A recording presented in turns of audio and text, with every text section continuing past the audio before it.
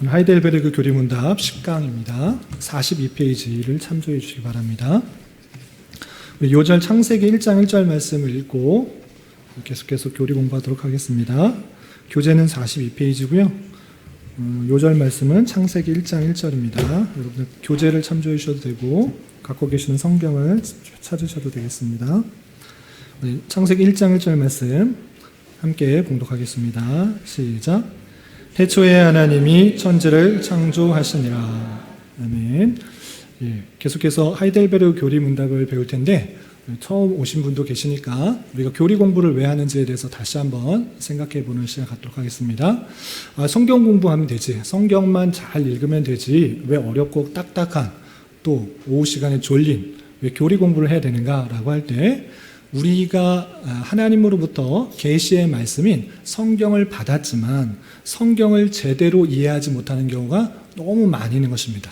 자기 마음대로 자기 뜻대로 성경을 해석해서 성경의 부분 내가 복 받는 길 또 은혜 받는 것 그 부분만을 가지고 잘못 이해할 수 있기 때문에 우리에게 주신 계시의 말씀을 바로 이해하기 위해서 교리 공부를 하는 것입니다. 그래서 전체 성경 66권을 전체 통해서 무엇을 말씀하고 있는지 신앙의 선배들이 다양하게 잘 정리해 놓은 것입니다.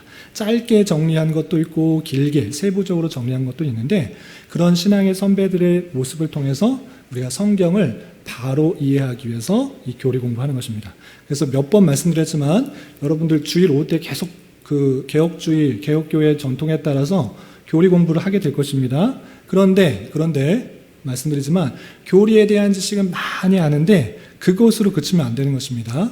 교리에 대한 지식을 알아서 남을 판단하고 정죄하고 어떤 교회는 맞았네 틀렸네 이런 식으로 판단하려고 하는 것이 아니라 처음 목적, 성경이 무슨 말씀을 하고자 하는지를 알아가기 위해서 교리를 배우는 것입니다.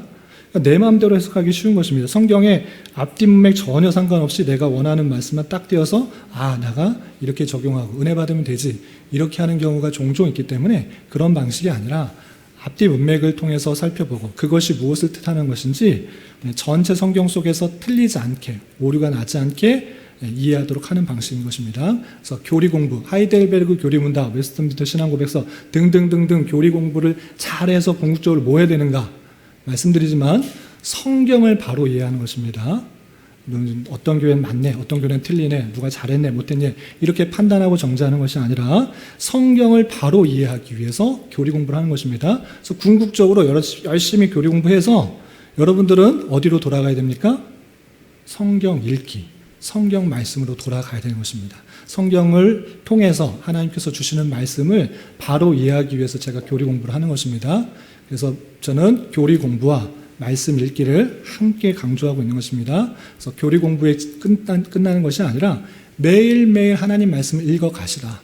내 생각과 내 뜻, 내가 원하는 것만 뺏어 읽지 말고 성경을 바로 이해하는 방법을 알았기 때문에 이 부분은 이런 식으로 해석해야 된다는 걸 알았기 때문에 성경으로 돌아가야 하는 것입니다. 성경 말씀을 통해서 하나님께서 원하시는 삶과 하나님의 은혜와 그것을 알아가는 것입니다. 그래서 교리 공부를 제가 강조하는 이유는 말씀을 잘 이해하기 위한 방편이니까 날마다 말씀 생활에 힘써 주시기를 부탁드립니다. 많이 읽으면 더 좋겠지만 여러분들의 시간도 다 바쁘고 여러 가지 어려운 것들이 있으니까 하루에 한 장씩 읽어 나가는 것, 그런 것은 온 교회가 함께 바른 교리를 배워서 읽어가고 그 속에서 하나님께서 나타나는 사랑, 또 하나님께서 주시는 성도로서의 삶, 신부된 교회로서의 자세들을 다양하게 가르쳐주고 있으니까 매일매일 하나님과의 교제 속에, 인격적인 교제 속에서 주님 말씀하시는 대로 가르쳐주는 그 말씀대로 살아가시라. 그런 것을 원해서 제가 교리 공부를 강조하고 있으니까 교리 공부를 잘해서 그것만 그냥 지식만 커가는 것이 아니라 성경으로 다시 돌아가서 바로 이해해서 하나님께서 주신 말씀 안에서 살아가는 그런 성도가 되어야 되는 것입니다. 아시겠죠? 그래서 성경을 내 마음대로 이해하지 않게 하기 위해서 계속 교리 공부를 하는 것이고 역사적으로 그 신앙 고백과 교리가 나올 때는 다양한 성경과 신앙에 대해서 이단들이 나타날 때 이런 교리들이 만들어졌다. 그리고 바른 내용들을 정립하고자 신앙의 선배들이 잘 정립했으니까 이런 것들을 통해서 우리가 믿는 성경말을 잘 정리하면 될 것입니다. 아시겠죠? 그런 의미에서 교리 공부를 하는 것이고 그런 것이 개혁교회의 전통으로서 주일 오후에 교리 공부를 하는 것이 많은 개혁교회의 보수적인 개혁교회의 전통이 되어 온 것입니다. 그리고 하이델베르그 교리문답을 하고 있는데 하이델베르그 교리문답은 무엇인가? 1563년에 하이델베르그라는 그 지역에서 만들어진 고백성, 신앙 교리서인 것입니다. 그럼 그때는 무슨 일이 있었는가라고 할 때 팔체우라는 선제가 이 내가 다스리는 땅을 좀 신앙 안에서 하나님께서 원하시는 그런 교회의 모습과 사람들의 모습으로 잘 다스려야겠다라는 생각이 들었던 것입니다. 그래서 그 로마 카톨릭의 잘못된 신앙들, 행위와 여러 가지 것들을 강조하는 잘못된 성경에서 말하고 있는 것이 아니라 교황이 주장하는 다양한 그런 내용들, 잘못된 진리에서 벗어난 그런 것들이 아니라 성경에서 말하고 있는 것이 무엇인가를 알려주길 위해서 자카리우스 우르시누스라는 그런 신학자를 초빙해 온 것입니다. 어렵고 힘든 가운데 있는 사람을 딱 데리고 와서 성경이 말하고 있는 것들을 잘 한번 정리해 보아라 해서 나타난 것이 하이델베르그 교리문답인 것입니다. 그것이 1문부터 129문까지 있는데 1문과 2문을 알면 전체를 다 할 수 있습니다. 아주 머리가 좋아가지고 이 신학자가 1문과 2문을 알면 전체 내용을 다 꿰뚫을 수 있어요. 1문이 무엇이냐? 1문 생사 간의 유일한 위안이 무엇이냐? 위로가 무엇이냐라고 묻습니다. 그러니까 1문이 전체 말하고 싶은 내용의 핵심 주제예요. 참된 위로. 우리가 기독교를 믿고 예수 그리스도를 믿는데 그럼 무슨 위안이 있느냐라고 물을 수 있는데 우리가 사나 죽으나 유일한 위안은 그것은 우리가 주님께 속하였다라는 그 사실이다라고 성경의 내용을 전체 요약하고 있습니다. 그것이 성경에서 말하고 있는 핵심 내용이고 또 우리가 참으로 얻을 수 있는 귀중한 것이다라고 하는데 여기서 중요한 것은 무엇이냐? 살아있을 때만 아니라 죽었을 때 생사간의 유일한 위로 그것이 우리가 예수 그리스도께 속하였다라는 것을 피력하고 있습니다. 왜 그게 위로가 되느냐라고 할 때 이 세상의 어떠한 것도 돈이나 명예나 사랑이나 등등 여러분들이 갖고 싶고 소망하는 그 모든 이 땅에 걷던 거를 다 줄지라도 그것은 여전히 제한적이라는 것입니다. 죽고 나면 없다는 것입니다. 여러분들 갖고 있는 차, 아파트, 돈, 여러 가지 것들, 물질적인 것들은 여러분들이 건강할 때 필요한 것이지 건강을 잃고 죽으면 소용이 있는가? 없다라는 것입니다. 성경에서는 우리는 이 땅에서의 삶이 끝이 아니라 영원한 죽음 이후의 삶도 있다라는 것들을 알려주고 그래서 사나 죽으나 유일한 위안이 되는 것은 우리가 예수 그리스도께 속하였다. 성부 하나님께서 우리의 모든 것들을 지켜주시고 예수 그리스도께서 우리의 모든 죄를 사해 주셨으며 성령 하나님께서 우리를 구원으로 인도하신다는 그 사실들, 그 사실로 인하여서 사나 죽으나 큰 위로가 된다라고 말해주는 것입니다. 이것이 1문이고 전체 하이델베르그의 요약인 것입니다. 그리고 두 번째 문은 뭐냐면 그거를 알기 위해서는 우리가 무엇을 배워야 됩니까? 라고 묻습니다. 전체 구조를 밝혀주는 거예요. 그래서 세 가지로 요약할 수 있다라고 합니다. 그건 뭐냐?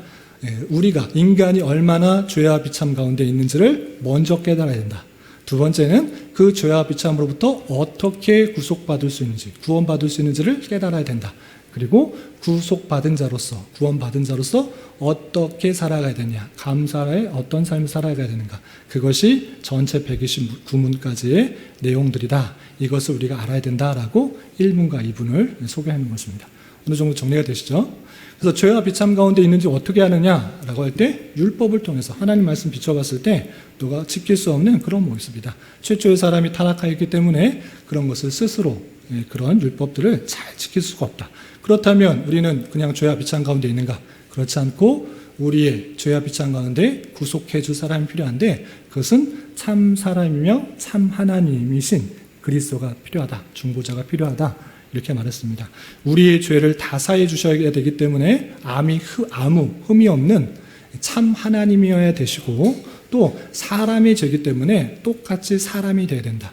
그래서 사람의 죄를 다른 동물이나 다른 것에다가 옮길 수 없고 하나님의 공의상 사람의 죄는 사람이 대신 져야 되기 때문에 참 사람이 돼야 되고 아무 죄가 없고 택하신 백성들의 죄를 다 사해 주시고 그 진노를 다 받으셨기 때문에 참 하나님이셔야 된다. 그래서 예수 그리스도는 참 하나님이며 참 사람이다라는 것들을 알려주었습니다. 그렇다면 이 중보자 되신 그 그리스도, 참 하나님이며 참 사람이신 그 그리스도가 이 땅에 오셨기 때문에 모든 사람들이 다 구원받느냐 이렇게 물었을 때 그렇지 않다라고 말하고, 그를 온전히 믿는 자가 구원을 받는다 이렇게 표현하고 있습니다. 그러면 그 온전히 믿는다, 우리가 참된 믿음이 무엇인가 라고 할 때 바른 지식과 확고한 신뢰, 이것이 참된 믿음이다 라고 밝히고 있는 것입니다. 다시 한번, 우리가 예수 그리스도께서 참 하나님이며 참 사람이신 예수 그리스도께서 이 땅에 오셨는데 모든 사람이 오셨기 때문에 모든 사람이 구원받는 것이 아니고 그 사람을, 그 예수 그리스도 중보자를 온전히 믿을 때 구원받는다라고 했을 때 그 온전히 믿는다는 것이 무엇이냐, 참된 믿음이 무엇이냐, 구원받는 믿음이 무엇이냐라고 할 때 바른 지식과 확고한 신뢰, 지식과 신뢰가 있어야 된다라고 밝히고 있는 것입니다. 그렇다면 바른 지식이 무엇이냐, 도대체 무엇을 믿으라고 하는 것인가, 그 지식이 무엇인가 물을 때 그것이 우리가 믿는 사도신경에 잘 드러나 있다라고 알려주었던 것입니다. 그래서 우리가 지금 배우는 것은 사도신경의 내용, 우리가 믿어야 될 바른 지식, 가장 핵심적이라고 하는, 우리가 예배 때마다 사도신경을 고백하고 함께 그것을 고백하는데 그게 무슨 뜻이냐, 이것을 사실 설명해 주고 있는 것입니다. 그래서 사도신경을 해석해 주는 부분 가운데인 것입니다. 지난주에 뭐 배웠느냐, 사도신경의 전체 구조를 통해서 알려준 건 무엇이냐, 하나님의 존재가 어떤 것인지를 알려준 것입니다. 하나님의 존재는 그 존재 자체가 삼위일체다라고 알려주셨어요. 삼위일체, 성부, 성자, 성령, 삼위로 계시는 한 분 하나님, 이 삼위일체 하나님에 대해서 바로 믿어야 된다 이렇게 표현하고 있습니다. 그리고 이 구조를 잘 보시면 아시겠지만 우리가 구원에 이르게 되는 그런 참된 믿음에 있어서, 바른 지식에 있어서 삼위일체를 잘 강조하고 있습니다. 그리고 지난주에 우리 최공도 성도님께서 알려주신 것처럼 아다나시우스 신조를 보시면, 또 카톡에 올려주신 것처럼 구원에 이르는 믿음은 반드시 삼위일체를 알아야 된다라고 말할 정도로 그것을 엄청나게 강조하고 있는 것입니다. 그냥 쉽게 말해서 우리나라에 있는 다양한 이단들 있잖아요. 다양한 이단들이 자기가 다 구세주다, 자기가 신이다 이렇게 말하는 것을 보게 됩니다. 그래서 우리가 특별히 초대교회 당시에는 이 예수님에 대한 신성과 인성에 대한 문제를 묻고 어떻게 우리가 믿어야 되느냐라는 다양한 그런 해석들이 있었기 때문에 다양한 그런 해석들을 종지부짓는 그런 의미에 있어서 아다나시우스가, 우리가 믿는 구원에 이르게 하기 위해서 바른 믿음이 있어야 되는데 이 삼위일체 하나님에 대해서 믿어야지 우리가 구원을 받을 수 있다라고 강조할 정도로 그 믿음, 삼위일체에 대한 믿음을 강조하고 있는 것입니다. 그래서 지난주에는 우리가 믿는 하나님은 삼위일체 하나님이다라는 것을 배웠고, 그리고 오늘 배우는 내용은 그 사도신경에 있어서 그 하나님의 존재가 삼위일체고 하나님께서 어떤 사역을 하는가, 존재와 사역에 있어서 오늘은 사역에 대해서 배우는 것입니다. 그래서 하나님의 사역, 예전에도 배웠지만 오늘 하이델베르그 교리 문답을 통하여서 하나님의 사역이 어떠한 것인지 정리해보는 시간을 갖도록 하겠습니다. 집중해서 잘 들어주시기 바랍니다. 졸린 시간이니까. 어떻게 좀 정리가 되시는 것이죠? 26문, 42페이지 26문. 사도신경의 그런 내용들인데 제가 26문 문을 읽을 테니까 여러분들이 답을 읽어주시기 바랍니다. 제26문, 전능하사 천지를 만드신 하나님 아버지를 내가 믿사오며 라고 당신이 말할 때 당신은 무엇을 믿는다는 것입니까? 답, 우리 주 예수 그리스도의 영원하신 아버지를 믿는다는 말인데 그는 하늘과 땅과 그 가운데 있는 모든 것을 아무것도 없는 데서 창조하셨으며 그것들을 자신의 영원한 경륜과 섭리를 통하여 주장하고 다스리시는데 그는 그의 그리스도 말미암아 나의 하나님과 나의 아버지가 되십니다. 그를 내가 의뢰하는데 그가 육체와 영혼의 모든 필요한 것들을 내게 공급해 주신다는 것을 의심치 않으며 이 세상에서 내게 닥치는 모든 악한 것들을 좋은 것으로 바꾸신다는 것을 믿는데 이는 그가 전능하신 하나님으로서 그 일을 하실 수 있을 뿐만 아니라 신실한 아버지로서 그렇게 하시기를 원하시기 때문입니다. 문에 있어서 전능하사 천지를 만드신 하나님 아버지를 내가 믿사오며, 이 번역은 옛 번역이죠. 새로 번역되었을 때 이것을 좀 바뀌었는데 그냥 이 교환이 예전에 제가 사역하던 곳에서 쓰던 것을 그대로 옮겼기 때문에 옛날 번역으로 그냥 실은 것입니다. 그리고 답과 문에 있어서 몇 번 말씀드리지만 이것을 해석하는 사람마다 약간씩 투가 바뀌고 내용도 약간씩 차이가 있습니다. 염두에 두시고 전체가 무슨 뜻인지를 아시면 되겠습니다.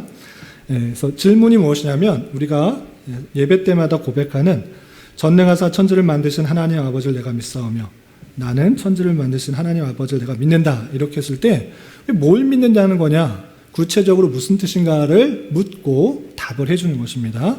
아무 생각 없이 사도신경을 읊을 때고 있고 그냥 외울 때가 있지만, 이런 뜻을 가지고 있다는 것을 확실히 알고 고백해야 된다는 것입니다. 그 답을 보시면, 우리 주 예수 그리스도의 영원한 아버지를 믿는다는 말인데, 첫 번째는 아버지라고 쓸 때 그리스도의 영원하신 아버지를 믿는다라는 그런 뜻이고, 그리고 그는 하늘과 땅과 그 가운데 있는 모든 것을 아무것도 없는 데서 창조하셨다라는 것입니다. 전능하사 천지를 만드신, 이 천지를 만드셨다라고 쓸 때 유에서 유를 만든 것이 아니라 무에서 유를 창조한 것이다 라고 그렇게 설명하고 있는 것입니다. 그 내용이 어디에 있느냐, 우리가 아까 처음에 읽었던 창세기 1장 1절에서도 분명히 설명되고, 시편 33편 6절에서도 여호와의 말씀으로 하나님이 지으셨다, 이렇게 성경 가득하게 하나님께서 아무것도 없는 것에서 유를 창조하셨다라고 선언하고 있는 것입니다. 이 창조의 내용이 아주 중요한데, 창조되었다, 없는 것도 없는 것에서 우리 모든 것을 만드셨다라는 것을 통해서 우리가 피조물이다라는 것을 잘 깨달아야 하는 것입니다. 창조하는 이가 있고 창조받는 이가 있다. 우리는 피조물이다. 이 관계의 예속이 포함되고 있는 것입니다. 어쨌든 전능하사 천지를 만드시는 것은 무에서 유를 창조하셨을 뿐만 아니라 우리가 그의 피조물 가운데 함께 속해 있다라는 그런 의미가 포함되어 있는 것이고, 그리고 2번 보시면 그것들을 자신의 경륜과 섭리를 통하여 주장하고 다스린다라고 표현하고 있습니다. 당연하게 하나님께서 창조하시고 가만히 계시는 것이 아니라, 어떤 사람들은 그렇게 생각하시는 분이 있습니다. 하나님께서 천지 창조를 6일 동안 하시고 안식하시고 그 뒤로 계속 쉬셨다, 아무것도 안 하신다, 그냥 사람들이 그냥 뭐 죄를 짓고 복작복작 여러 가지 일들을 하고 이렇게 한다, 하나님은 그냥 지켜만 보신다, 이렇게 생각하고 하는 분도 있는데, 그렇지 않습니다. 그런 것이 아니라 하나님의 뜻이 있고 그 뜻을 이루어 가시는 섭리가 있다, 다스림이 있다, 이것이 성경에서 말하고 있는 그런 내용들입니다. 성경에 많은 표현들이 있지만 우리 43페이지의 두 번째 구절인 마태복음 10장 29절, 하나님의 경륜과 섭리를 통하여 주장하고 다스리신다라는 대표적인 구절입니다. 마태복음 10장 29절을 같이 한번 읽어보겠습니다. 시작. 참새의 2마리가 한 아사리온에 팔리지 않느냐? 그러나 너희 아버지께서 허락하지 아니하시면 그 하나도 땅에 떨어지지 아니하리라. 대표적인 하나님의 주권 가운데 모든 것들이 일어난다라는 그런 구절입니다. 이런 구절을 통해서 우리가 계속적으로 하나님의 주권 가운데 모든 것이 통치된다라는 그 사실들을 잘 알아야 될 것입니다. 그러니까 이런 구절, 그냥 머리털 하나만 떨어지는 것, 또 참새를 파고 사는 그 행위만 하나님께서 역사하시는가? 그렇지 않고 이 세상 모든 것들, 그 모든 것들이 하나님의 주권 가운데 이루어지고 있다라는 것을 보여주고 있는 것입니다. 그런 하나님의 그런 속성들을 잘 깨달아야 되는 것이고, 하나님의 창조하셨을 뿐만 아니라 다스림, 이 창조와 섭리를 함께 이해된다라는 것이 다시 거기에 담겨 있는 뜻이다, 이렇게 표현하고 있는 것입니다. 그래서 성부 하나님을 믿을 때 창조와 섭리, 이것을 행하시는 분이시다라는 것을 알아야 된다라고 표현하고 있고, 세 번째는 무엇이냐? 그는 그의 아들 그리스도로 말미암아 나의 하나님과 나의 아버지가 되십니다라는 것입니다. 그냥 예수 그리스도의 영원한 아버지, 내가 영원히 나가신 그 관계로서의 아버지뿐만 아니라 나에게도, 예수님의 아버지뿐만 아니라 성자 하나님의 아버지뿐만 아니라 나에게도 아버지가 된다. 누구로 말미암아? 그의 아들 그리스도로 말미암아. 예수 그리스도로 말미암아 나도 그의 자녀가 된다. 하나님이 나의 아버지가 된다는 것입니다. 어떤 표현들이 있느냐? 43페이지 가로 3번의 그 설명 구절도 보시면 제가 읽어드리겠습니다. 요한복음 1장 12절 영접하는 자 곧 그의 이름을 믿는 자들에게는 하나님의 자녀가 되는 권세를 주셨으니 하나님의 자녀가 되는 권세를 받았다. 누구로부터? 아버지로부터. 누구를 통하여? 영접하는 자 곧 그 이름을 믿는 자 예수 그리스도를 통하여서 우리가 자녀가 되는 권세가 됐다라는 표현이 있고요. 로마서 8장 15절 너희는 다시 무서워하는 종의 영을 받지 아니하고 양자의 영을 받았으므로 우리가 아빠 아버지라고 부른다. 우리는 양자의 영 받았다. 실제 낳은 그런 아들은 아니지만 아들로 여겨주는 그런 영을 받았다. 그래서 성부 하나님을 아빠 아버지라고 부를 수 있다라고 되어 있습니다. 또 갈라디아서 4장 5절 7절에서도 우리로 아들의 명분을 얻게 하려 하심이라. 또 밑에 줄에 아빠 아버지로 부르게 하셨다. 그리고 7절에 이후로는 종이 아니오 아들이니 아들이면 하나님으로 말미암아 유업을 받을 자이다. 또 에베소서 1장 5절에서도 예수 그리스도로 말미암아 자기의 아들들이 되게 하셨다라고 표현하고 있습니다. 이러한 사실들을 통하여서 우리는 예수 그리스도를 온전히 믿게 되면 하나님의 자녀가 되는 권세를 받았다. 당연히 성부 하나님을 아빠 아버지라 부를 수 있다. 이렇게 생각할 수 있는 것입니다. 그래서 이 고백 속에서 하나님의 창조와 섭리와 나의 아버지 되시는 것을 깨달아야 된다라는 것입니다. 그리고 거기서 그치는 것이 아니라 그 아버지 하나님을 내가 의뢰하고 그가 육체와 영혼의 모든 필요한 것을 내게 공급해 주신다는 것을 의심치 않는다는 것입니다. 내 아버지가 되어주신다. 하나님의 아버지가 되어주신다. 이게 무슨 의미냐? 그냥 관계로서만 의미하는 것이 아니라 여러분들 다 자녀가 계신 분은 아시겠지만 자녀가 필요한 것을 부모가 어떻습니까?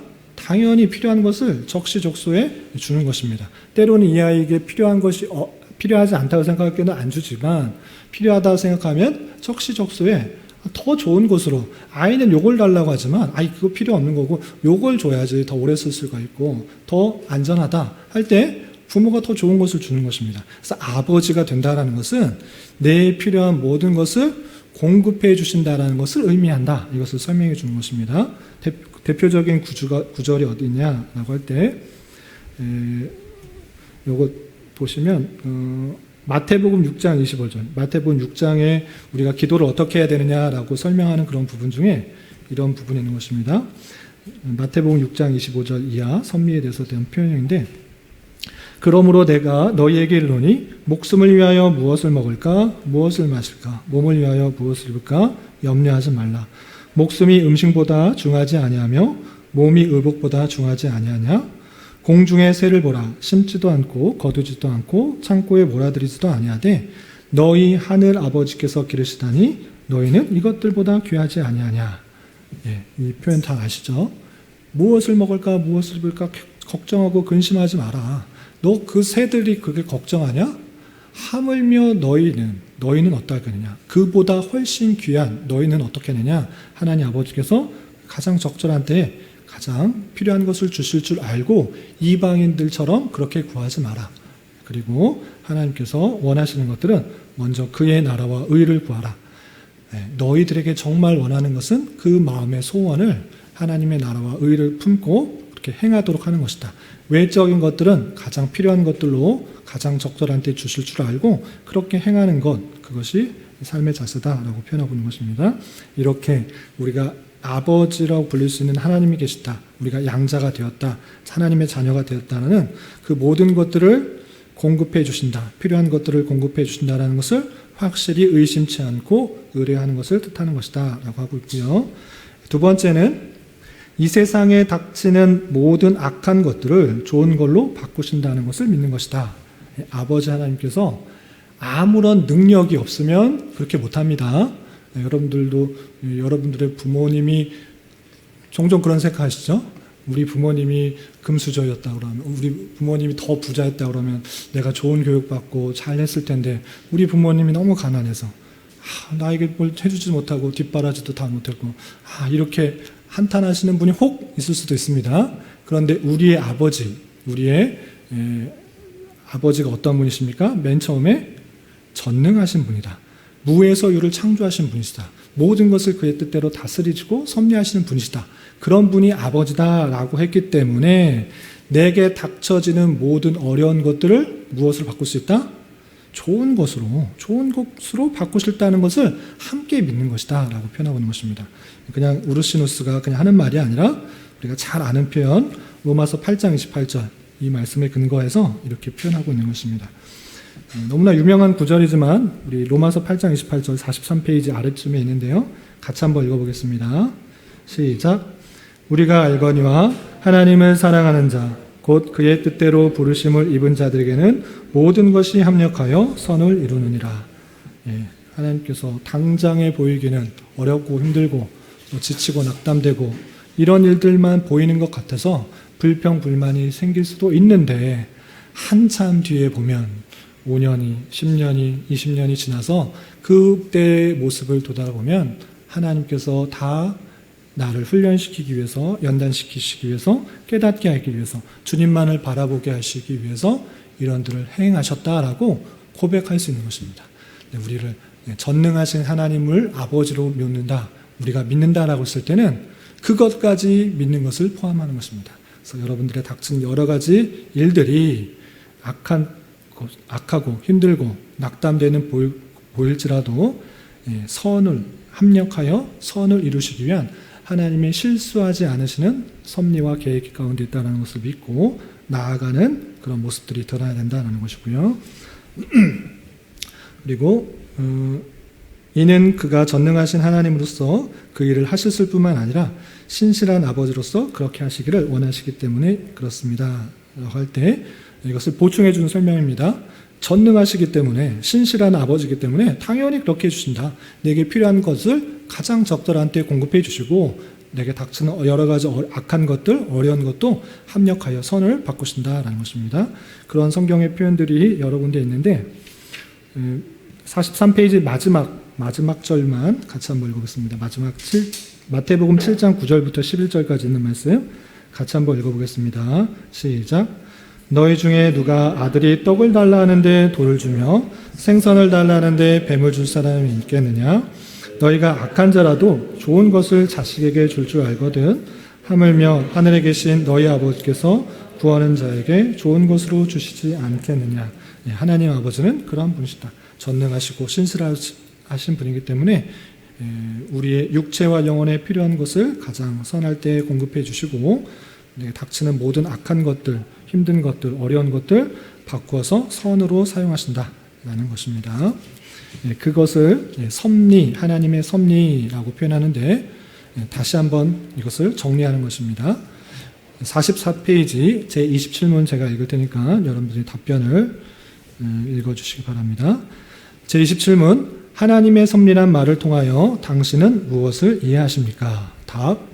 하나님의 섭리란 전능하시고 현존하시는 하나님의 힘을 가리키는데 이 힘으로 그가 하늘과 땅과 모든 창조 세계를 그의 손으로 여전히 붙들고 계시며 다스리시는데 나뭇잎과 풀과 풍년과 흉년, 먹는 것과 마시는 것, 건강과 질병, 부와 가난 등의 모든 것들이 아무렇게나 주어지는 것이 아니라 아버지와 같은 그의 손으로부터 우리에게 온다는 것을 의미합니다. 26문에서는 그 첫 번째 고백에서 무엇을 믿어야 되느냐라고 할 때 하나님의 창조, 하나님의 섭리, 하나님의 아버지 되심 그리고 그의 의미를 쭉 설명했는데 거기서 하나를 딱 뽑아낸 것입니다. 하나님의 섭리, 하나님께서 주장하고 다스리는 그 섭리가 무엇입니까? 섭리를 통해서 무엇을 더 깨달아야 됩니까? 그걸 하나 주제를 끌고 와서 더욱더 잘 설명하는 것입니다. 그래서 하나님의 섭리가 잘 이해가 되지 않을 수 있어서 우르스누스가 묻고 다시 한번 정리를 해주는 것입니다. 하나님의 섭리가 무엇이냐? 간단하게 한마디로 하면 전능하시고 현존하시는 하나님의 힘이다 이렇게 말하고 있습니다. 그런데 그 하나님의 힘이다라고 하면 좀 이해가 안 될까봐 조금 더 보충 설명하는 것입니다. 이 하나님의 힘으로 하늘과 땅과 모든 창조의 세계를 그의 손으로 여전히 붙들고 계신다. 그리고 다스리신다. 그리고 이 땅의 모든 것, 나뭇잎, 풀, 비와 이슬, 풍년과 흉년, 먹는 것, 마시는 것, 건강과 질병, 부와 관한 등등등등등 이것들이 그냥 우연히 그냥 살다 보니까 있다 보니까 그렇게 되는 것이 아니라 아버지와 같은 그의 손으로 우리에게 온다. 그냥 오는 것이 아니라 아버지께서 우리를 통해서 주시는 것이다. 이렇게 정의하고 있는 것입니다. 이런 관련 구절들이 쭉 있는데 하나만 보겠습니다. 하나만. 맨 마지막 것만 보겠습니다. 5번 각주 보시면 다 내용이 이해될 것 같아서 또 앞에서 설명되었기 때문에 굳이 설명 안 하는 것이고, 이런 구절들이 그냥 우르시누스가 임의로 끌어낸 것이 아니라 성경에 있는 표현들을 그대로 살렸다라는 것을 표현하기 위해서 여러 구절들이 있는 것입니다. 맨 마지막 5번 잠언서 22장 2절 그 부분만 함께 읽어보도록 하겠습니다. 시작. 가난한 자와 부한 자가 함께 살거니와 그 모두를 지으시는 여호와시니라. 믿지 않는 사람들이 늘 하는 말입니다. 하나님이 계신다고 하면 어떻게 이렇게 부자는 부자대로 살고 가난한 사람은 가난한 대로 사느냐, 악한 사람들은 저렇게 이렇게 판을 치고 있는데 하나님께서 뭐 하시는 거냐, 저렇게 악인들이 번성하고 득세를 하면 뭐 하는 거냐, 하나님께서 없지 않느냐, 하나님이 계시다면 도로도 이런 일들이 일어날 수 없다, 이렇게 말하는데 그 모든 것조차도 하나님의 통치와 섭리와 계획 가운데 벗어나지 않는다. 그 모든 것들 속에서 하나님께서는 그 택하신 백성을 신실하게 붙드시고 인도시고 이끄시고 가장 적절할 때 가장 선한 것으로 역사하셔서 또 우리의 풍성한 것들이 우리에게 오도록 하신다. 그것이 성경 전체에 있는 표현이다 라는 것입니다.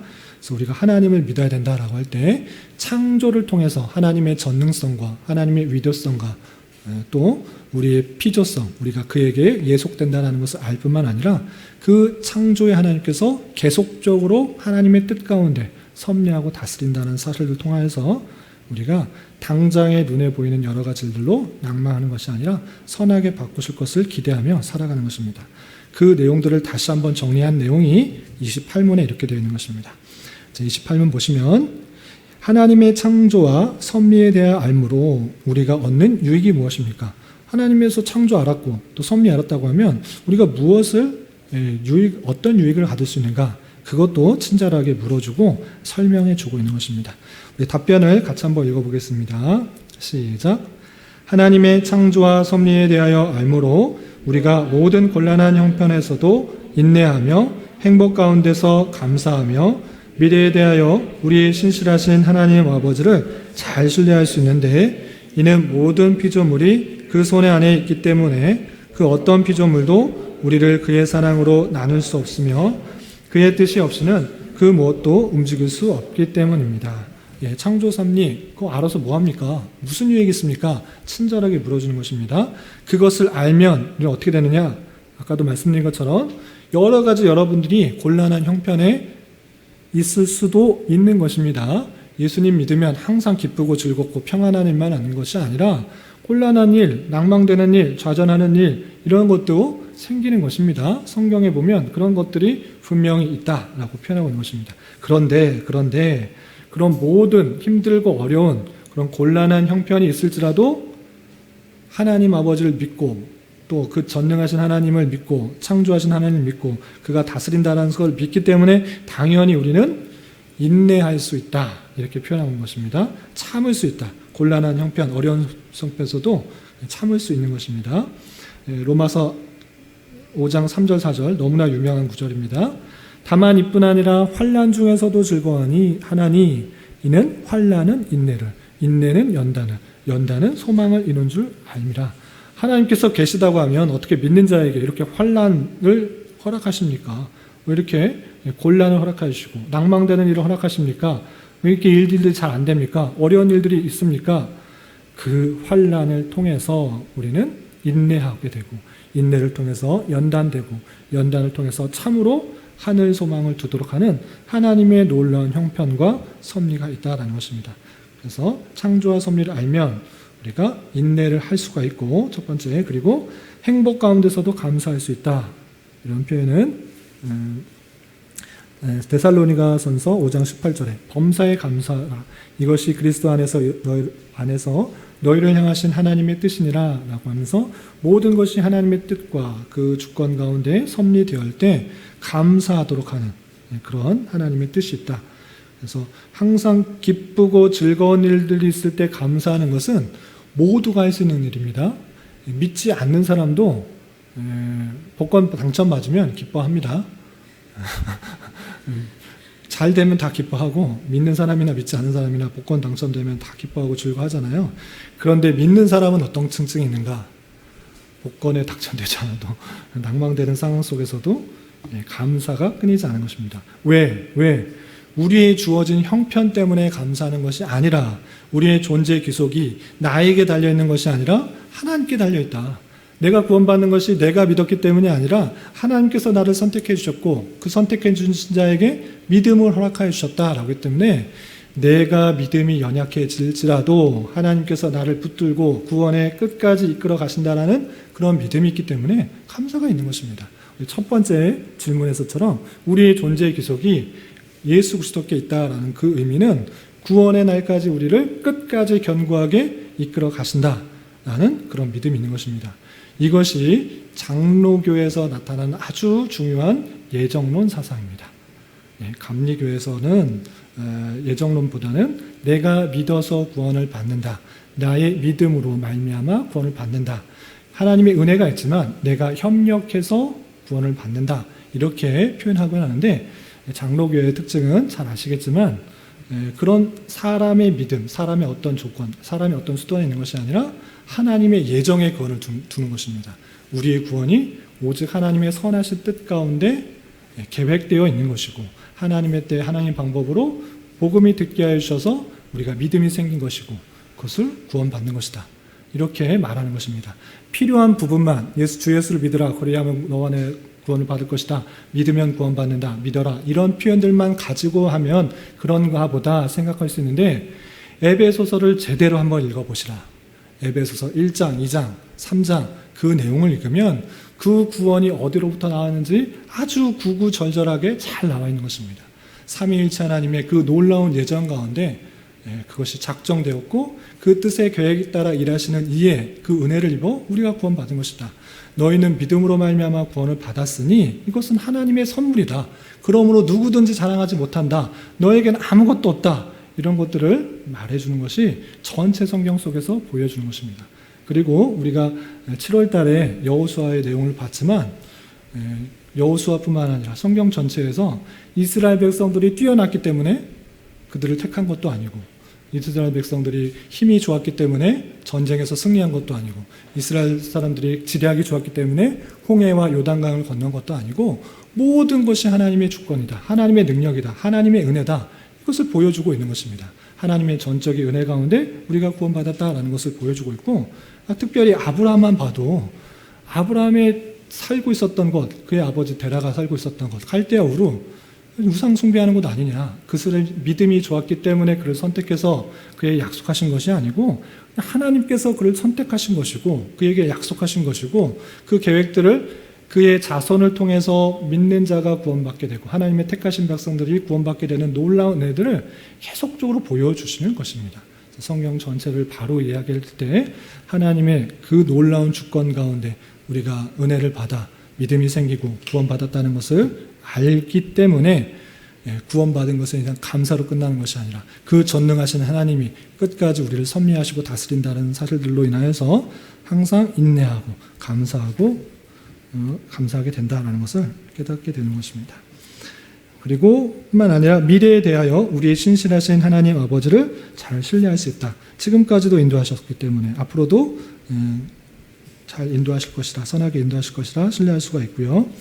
그리고 이는 모든 피조물이 그 손안에 있기 때문에 어떤 피조물도 우리를 그의 사랑으로 나눌 수 없으며 에베소서, 갈라디아서, 로마서 이 내용들이 아주 중요한 이 신층이와 하나님의 주권 가운데 구원받는 내용들이 잘 드러나 있습니다.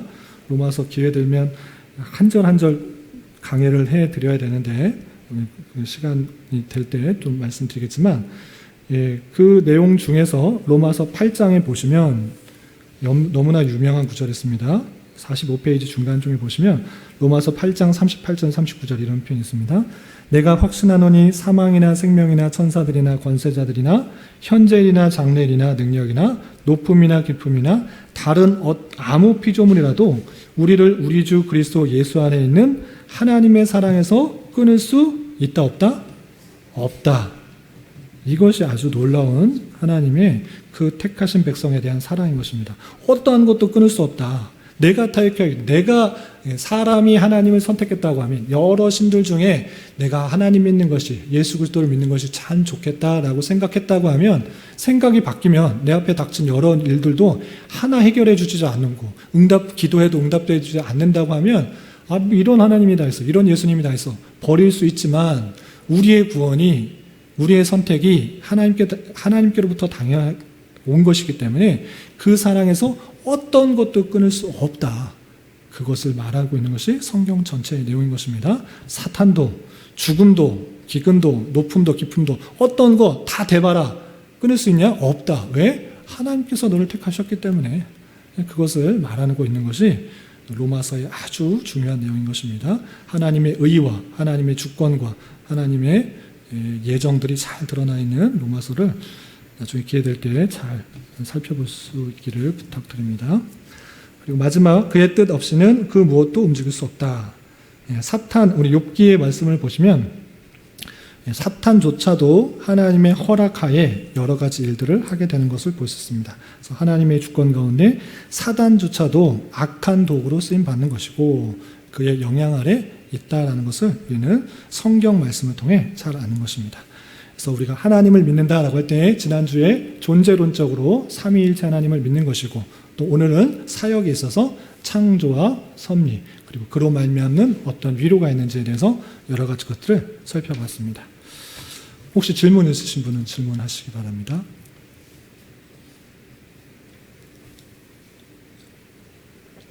여러 번 했던 내용이라고 생각해서 질문 안 하신 것이라고 생각하고 요약과 다짐 읽고 마치겠습니다. 요약. 우리는 전능하사 천지를 만드신 하나님 아버지를 믿습니다. 우리는 하나님의 창조뿐만 아니라 그의 섭리를 믿습니다. 이로써 우리가 모든 곤란한 형편에서도 인내하며 행복 가운데서도 감사하며 미래에 대하여 우리 신실하신 하나님 아버지를 잘 신뢰할 수 있게 됩니다. 하나님의 창조뿐만 아니라 하나님의 섭리에 대해서도 배운 성도답게 이제후로는 모든 곤란한 형편에서도 인내하며 행복 가운데서도 감사하며 미래에 대하여 우리 신실하신 하나님 아버지를 잘 신뢰할 수 있어야 하겠습니다. 이런 저와 여러분이 되시기를 주님의 이름으로 부탁을 드립니다. 기도하겠습니다. 하나님 아버지 감사합니다. 오늘 사도신경의 앞부분을 통하여서 우리가 믿는 하나님에 대해서 살펴보았습니다. 하나님의 그 전능하신 능력으로 인하여 무에서 유를 창조하셨고 우리가 그의 창조의 창조물로서 귀속된다라는 것들을 기억하며 또 하나님의 그 창조 이후에 섭리하신다는 사실들을 기억하며 우리에게 주어진 여러 가지 어렵고 힘든 상황을 잘 인내하며 연단받으며 하나님의 가장 쓰임에 합당한 그런 모습으로 잘 지어져 갈 수 있도록 인도하여 주시옵소서. 우리가 배우는 여러 가지 지식들이 머릿속으로만 아니라 하나님께서 우리에게 주신 계시의 말씀인 성경을 바로 이해하는 데 귀하게 사용될 수 있도록 인도하여 주시고 그 말씀을 통하여 실제 우리의 삶으로 살아들여서 하나님께서 원하시는 순결하고 정결하고 힘있고 당대한 또 아름답고 보석같이 귀한 교회의 모습들이 잘 드러날 수 있도록 주님 주장하여 주시옵소서. 돌아가는 발걸음도 안전하게 지켜주시고 또 다음 주에 있는 1일 수련회 가운데 하나님께서 은혜 주셔서 성도 간의 친밀한 교제와 나눔과 기쁨이 있는 교회가 한 단계 성장할 수 있는 그런 귀한 기회 될 수 있도록 온 성도가 기도로 준비할 수 있도록 인도하여 주시옵소서. 이 모든 말씀 예수님의 이름으로 감사히 기도드리옵나이다. 아멘.